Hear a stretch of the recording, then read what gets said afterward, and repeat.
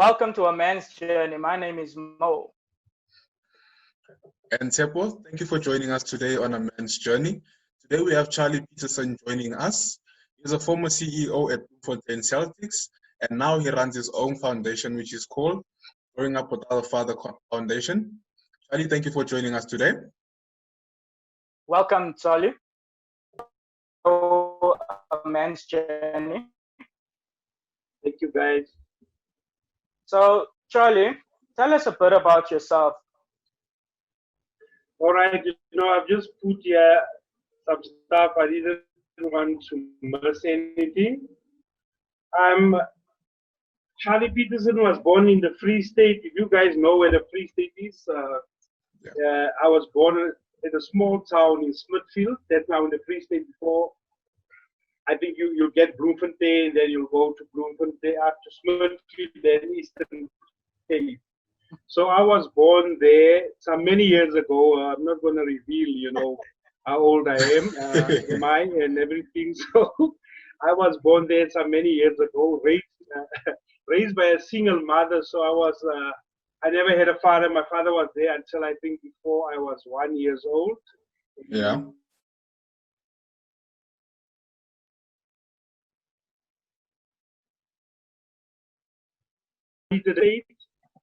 And later started as a bank teller in the bank, moved up into the ranks of the bank up to regional manager, and I later became PRO for Bloemfontein Celtics and a cashier for Bloemfontein Celtics, and later the CEO of Bloemfontein Celtics. And I'm just trying to check if I have everything together, and I later became the CEO of Bloem Celtics. So I developed a lot of players, and I've worked with a lot of players, the likes of Willem Jackson, Fabian McCarthy, Leshonolo CM. I recruited a lot of players, from Lesotho and everything, Actually, we had close to 5 players of Celtics in it, under 23. Yeah. If I can remember. So we produced, and if you can look at all the teams in the PSL, there's a Bloemfontein Celtics player in the team. Tell us currently where you are in life. I know you've got quite a few things that you're going on in your life. So tell us a bit about it. I started the foundation currently. I started the foundation, the Growing Up Without a Father Foundation. I have written close to 5 books. And the first one was God Be All the Glory, and the other one was a biography of Mr. Mulimela, the former owner of Bloem Celtics. So I wrote this book, and my other book is Growing Up Without a Father, and I've even translated that one into Afrikaans. And my other book now is around boy children. I wrote a book about boy child humanity. I think I've got a copy here. This is the book that I wrote, the education and the motivation for boy children. Yeah. So this is actually a guideline for boys, because if one look at what's happening in the country, most of the social ills are coming actually from fatherless kids that never had role models and fathers and everything in their lives. And for them, the only way or the only thing that they know how to defend themselves is to read, to beat and everything. And also, I also zoomed into gender-based violence. That if you can interview these guys, or interview a guy like Oscar Pistorius and find out what went wrong, you'll find out that there's hurt. Either he was rejected by his father, some years ago, and this thing just switched on into his mind now. So this book of mine, Boy Child to Matter, is that we're zooming into them. We're telling them that you need to love yourself. You need to find your purpose. You need to find a mentor and a coach and everything. So we try to get them there, and we've trained up to 1,500 boys up to now since last year. But COVID-19 stopped everything.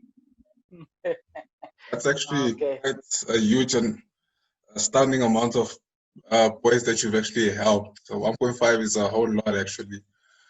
Speaking of the Father, growing up without a father foundation. Wow. What actually motivated you to start that foundation itself? Because I grew up without a father, and I wrote this book.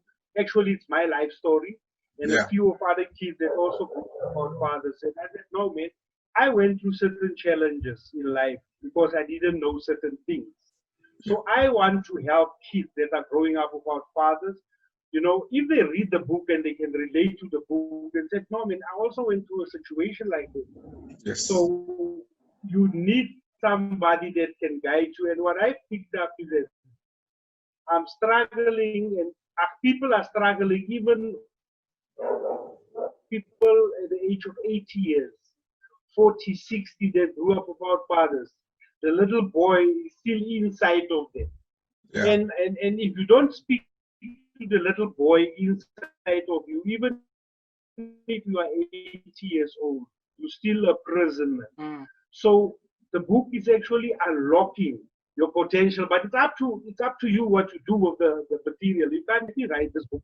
And out of the book, I did a lot of workshops, motivational talks. I visited a lot of schools, prisons.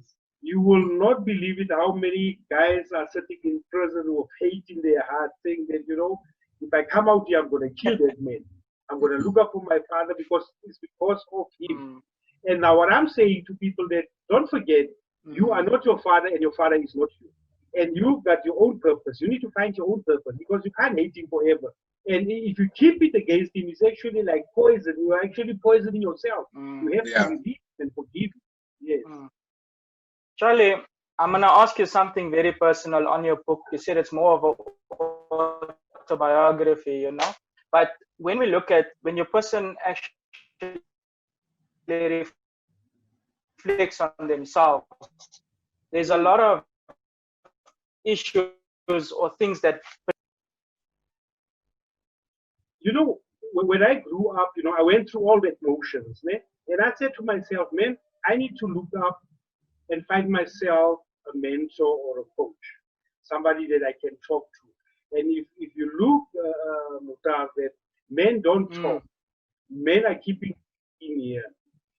That's why, you find yourself saying that, that guy was so fit, he was so strong, and he got a heart attack. So we bottled things in here. Yeah. As with women, they chat, they talk about challenges. So I started to look for role models. Look, I had good ones, I had bad ones. Because the bad ones will tell you, hey, Munna, this is what you need to do when you date a girl, this is what you need to do. So, and if you look at them also, they didn't have any role models also, So it's a blind role model trying to advise another blind one. So I had battles in my mind. So I had a lot of battles, but I had a very strong mother and a Christian mother that will always guide you and say, no, man, look at things like this. Look at it like this way, and also see that how fortunate are you. There was a time when on this journey, because I was a top executive, I was a top man, I sit in meetings with Ivan Koza, Keza Mutau, because as Celtics CEO, I sat on the board of them. So I met a lot of people. So when I took this decision and said, I'm going to embark in running this NPO, because it's an NPO not funded by government. So a lot of family resources went into it. But I said, the light will come one day. People will realize, that we need this. So I hope I've answered your question.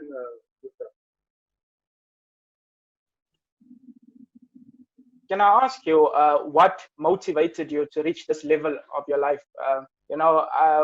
That's what a man's journey is about, this show that we're doing. We want to reflect and see because these boys have the same situations and they don't see the motivation, they don't see that words of encouragement, or they don't have that mentor. The mentor that they look up to is rather the drug dealer down the road, the gangster, the nyaupe guy or what. You know, I look at my own family, né? When I grew up, you know, my uncles used, you know, they used to like their drinks and everything. And every time, you know, there will be a fight. And even the conversations of my brother, my eldest brother, of their friends. And I said to myself, no, man, I don't want to be in a position one day where I'm losing control of myself as a person. Because if I drink now, then I don't have control over myself. Because I studied them, I looked at them, and I said, no, I took the decision at an age of 5 that I'm not going to smoke, I'm not going to drink. I'm going to pursue what I wanted to pursue, what they've never pursued as a family, because most of them never had matric, you know. And I said, no, man, I'm going to go to university, I'm going to do this, and I'm going to do this, because it's important to tell yourself, especially as a youngster, positive things and affirm certain things and say, no, no, no, no, because I'm staying in a mukuku, does not make me a mukuku. You know, I always said, you know, when I grew up with my mother, because she gave me a lot of books to read. So I've read it when I was 6 years, 7 years old. I could speak things and see things that others, 6 years old, 7-year-old kids never realize, you know. I was talking about this is how America looks like. Because when readers are leaders, when you start doing research and read, then a whole world open up for you. So I matured at a very young age, and I kids must follow their dreams. Not all of us will be able to have degrees. If God has given you a gift of your hands, find out what you can do with your hands. You know, if you are a musician, not all of us will go and play for Bafana. If you are a soccer player, then find a positive role model in soccer. That was said, you know, I don't have to meet this guy, but I can read about, I can look at his games. You know, my role models when I grew up was Nelson Mandela, Ellen Busak, Mr. Mulimela. I got along the way as a father. And when I grew up, I said, one day I want to meet this guy. You know, I met Busak. He signed my books to freedom. So what you plant here in your mind and your subconscious mind, if you plant a poverty mentality, you will remain poor. You will remain poor, struggling in everything. Plant something that you want to achieve in your mind already. If you think drugs, if you see drugs a lot, be careful. This is where you're going to end. So, but if you put it in something else, even if they are there, I promise you, you won't even know. No, definitely. With dealing with growing up without a father foundation, have you, was there any instance where somebody came up to you and said, you know what, hey, Charlie, Mr. Charlie, I have this issue at home, my father's beating my mother, what can I do? So any advice? A lot of them, especially, you know, when I do workshops and events, then boys started to speak up. Ne? And even men will start to say, you know, you find even that men are also being beaten by women. So we always think that it's only on the other side. Then there we had one-on-ones, you know, tell me about yourself. Why did you end up here, and what do you want to do? So you start showing interest in the person. And where I always start with people, I said, you know, you have to love yourself.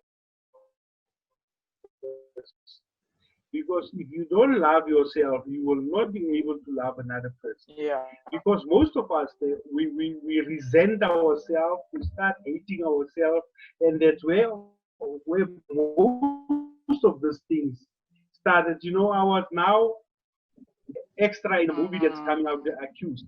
So I went to the bathroom at a court, and I want to read this thing for you guys that somebody wrote. Speak up, talk, you can be helped. And it's not too late, and don't be ashamed, you know, because most of us, we put pride in front of our situations, and then we're battling with that. So I'm trying just to get that clip that I found there. So this guy said, I don't know, Wheezy. He said, I'm here because I am ugly. People don't love me. Girls don't love me. I raped my mom and my young sister. So it was written on the wall there in prison. I took that picture. You see, this is what's happening in life. So my advice to men is that there's no way that you will go far by beating your wife or your children, because that day can come that you lift your hand and she fell and maybe she died. And this is Or a something reality. happened to you, or she decides, today enough is enough. I'm going to throw him with this hot water. So my advice to men always is that, never react quick. Now, Charlie, in terms of your foundation, Before. Now, in terms of your foundation, do they actually assist men and boys with those type of situations, where they give them, for example, counseling or connect them to other organizations which deal with alleviating or curbing gender-based violence and abuse? Yeah, like, look, if you have an alcohol problem, we can't help you, but we will refer you to someone. If you have a drug problem, we'll refer you to someone. And I do have some expertise, psychologists that are doing it for free and all those things. So, my advice is that you don't have to come to the foundation. Look around you as a man, because sometimes the need is so quick, and look around where you can get help. There are institutions in our communities. There are places on Google that you can call before you commit any of these things. Don't do it. We're even busy now with Project Rage. So a friend of mine, Mark Reimser, and myself are starting this movement. We want to mobilize 1 million men in South Africa. Men that will come out and say that I am taking responsibility or to commit violence and anything, and I'm also taking it on myself to look around who is doing that. So our vision is that we want to raise, we're going to ask 1 million men to give a 5 rand into this movement so that we can repair women shelters and children shelters as men. That will be our safe resort for all these things that are committed by men. So, and we also want men not to be in denial. A man must not say, but I'm not doing it. But don't forget, you are a man, no matter what. Even if you don't do it, you are a man. No, definitely like that. We as men have to take responsibility for our actions, our neighbors' actions, everyone's actions. Actually, we're supposed to be the guardians of our community. I want to ask you, like, not a lot of people know, like, I know you left school after matric, immediately you went to work. How was that? Was that just to, like, the normal, like, your mother says go work here because that's a permanent job? What was the mindset behind just going directly to work? Because I know a lot of our people, our young boys of today in our communities, they told that, go work in the retail job. This is a job you must go do. This is a permanent job. Go work in the police force because that's a job, secure job. Secure job, yeah. So what changed your mindset to actually go up over and beyond just being in that position and improving yourself to go and be a CEO of a big organization like Bloemfontein Celtics, All right. When I finished matric, because my mother was a domestic worker to become a teacher, so my application was already approved. So I was supposed to go to college in Cape Town, Belleville. And when I was in grade 11, I went to do some interviews at the banks.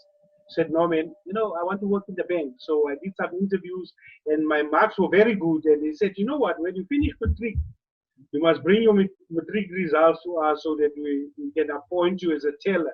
And those years, black people, colored people could only be tellers and not one of the fancy positions. So if they appoint you, you will die a teller those years of apartheid.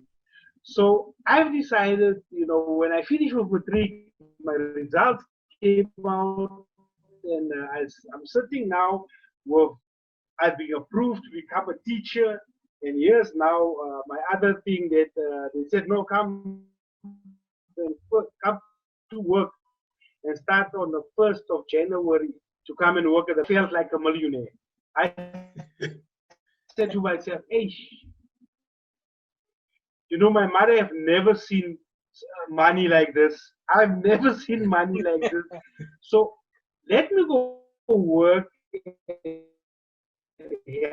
help her, just to repay her back for raising me, then maybe I'll go. So I started to work, and I started, I actually finished the whole house working for her. And in the bank, when I started, I looked at I teller. This is not what I want. So I went to the regional manager at the time. I said, sir, can I ask you something?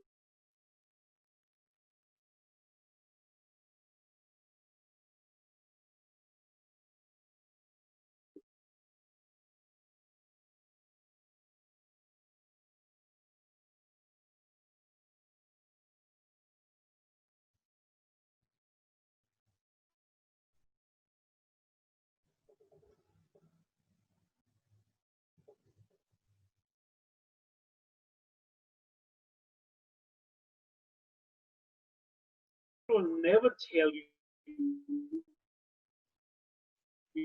or teach you what you need to do or what you need to learn, because it's not for you guys, not for you. So I worked out the strategy and said, no, I'm going to ask them to do the dirty work. But with that, I was mastering now, finding out what is a debit and a credit. Then I'll ask them these questions. What is this and this and this? And in the meantime, I'm getting experience around this thing. So when before 1994, before Madiba was released, then now Affirmative Action coming to place, I was already so equipped that I was the first ever African of colored descent that moved from supervisor, manager, this and this. Yeah. I believe, don't wait for people to tell you what to do. Do it. Yeah. Now I see where you're going. Like, if you have to see yourself in that position before even in that position, you work extra hard, get there already before you are there already. Understand the process, the mindset, like you said earlier. Yes. Now, and you know what was interesting, Mutsa and Tshepo, is that when I become the CEO of Bloemfontein Celtics, and I'm sitting now with my heroes around the table. Here's Jomo. I used to admire Jomo. Here's Kaiser and everything. Yeah, that's a great achievement. Eh? Yeah, but it can happen because I told myself, yes, it can happen to anyone. I met actually everyone. People said, no, hey, you connected. I said, no, I'm not connected. If I want to meet Tshepo, I will do my best. Like one day when I met Mr. Mbeki, Thabo Mbeki. So we were standing there, and he said, "Oh, who are you?" I said, "No, man, Charlie. Can't you remember me, Mr. Mbeki, man?" So I followed another trend where he was, who he was with, and everything. So he thought, "Oh, were you also at that meeting?" I said, "Yes, exactly. These guys are seeing millions and millions of people. They will not remember Charlie." So we started to chat like, good friends.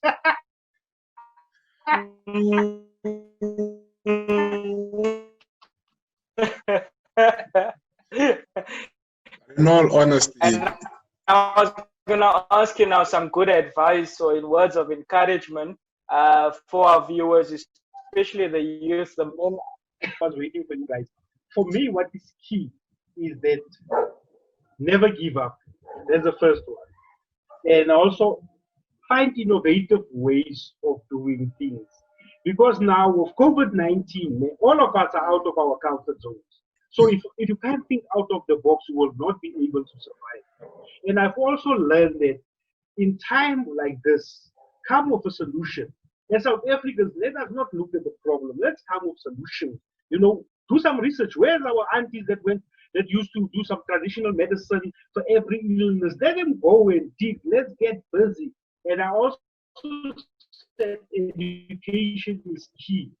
Learn and still with the eyes. Ubuntu. And find your purpose. And my last one is that if you don't have a dream, you are dead. What your dreams and said, all right, I know it's far. I'm dreaming about this house and everything, but it's far. But start now drawing up your own plans in your mind everywhere to get there. with that. Charlie, we do thank you very much for coming on to the show with us today. Everything you've said is actually quite impactful considering the journey that you've had from being a young kid, single parent, to getting your first job, which brought in proper money that led you to fixing up your mother's house, building it up, actually being a top guy, a CEO of a national team in South Africa, to now running your own organization. I think that will definitely motivate people out there, especially the youth, and get them to, start doing things of their own will. Yeah. Reach for their dreams, reach for the stars as well. And we highly do thank you for coming onto the show and sharing. Thank you so much for inviting me, guys. Thank you very much for inviting me. Thank you. It was a great pleasure having you, Charlie. Thank you very much. I hope I didn't disappoint you guys. Oh, definitely not. Definitely not. No, you didn't. You gave us a great insight. Yeah. And great motivation. Thank you very much for your time. Thank you. Cheers, guys. Charlie? Thank you for joining us today. As we spoke to Charley Peterson, has some great insight into his life and some motivation, a single parent home, and what he has achieved in his life. And we subscribe to our channel. Yeah, thank you to our viewers for joining us today. As Mo said, please do subscribe to our channel on YouTube, which is A Man's Journey, Community Media Development. We will be posting out more videos coming onto that channel. And please do stay tuned, subscribe, and like our videos. Thank you very much for joining us. Thank you for joining us today. Myself, Mo. And me, Tshepo.